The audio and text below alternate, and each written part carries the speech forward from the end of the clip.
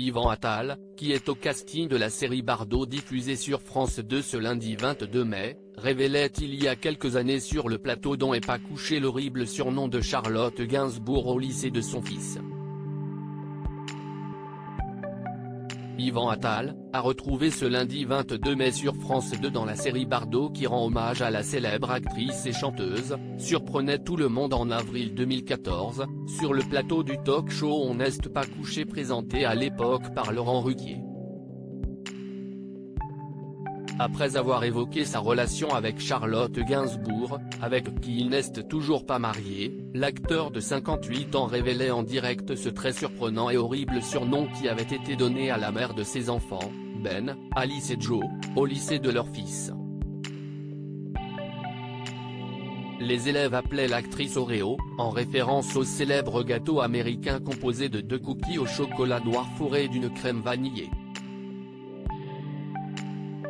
Un surnom qui lui avait été donné après la sortie du film Nymphomaniac dans lequel on aperçoit à un moment l'actrice nue, entourée de 2 hommes de couleur noire. Yvan Attal s'était alors demandé face à Laurent Ruquier et sa bande si sa célèbre compagne avait réellement conscience ou non de l'impact que peuvent avoir les scènes qu'elle peut parfois tourner sur la jeunesse, si est-il parfois terrible pour les enfants. Je crois que Charlotte ne s'en rend pas compte. Après, je comprends qu'elle aille tourner avec Lars von Trier, le réalisateur du film en question, note de la rédaction, même pour faire ça. Si est quand même l'un des plus grands metteurs en scène qu'il soit. On ne peut pas reprocher à sa femme d'aller dans des films comme ça. Pour rappel, Nymphomaniac raconte le parcours érotique d'une femme, de sa naissance jusqu'à l'âge de 50 ans.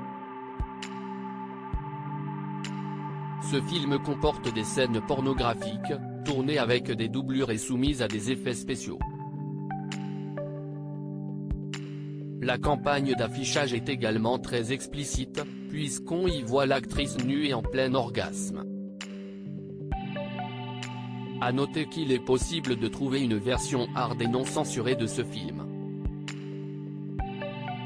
Je suis contente que cette version existe, si est celle voulue par Lars. Elle correspond au film que j'ai tourné, même si elle va sans doute choquer des gens car il y a des scènes vraiment hard. J'ai vraiment été frustré par la version en 2 parties sortie en salle car elle retirait beaucoup au personnage. Il y a un aspect très noir et autodestructeur de Joe qui avait disparu, surtout dans la 2e partie. Je suis très fier du résultat, a notamment déjà confié la fille de Jane Birkin à ce sujet.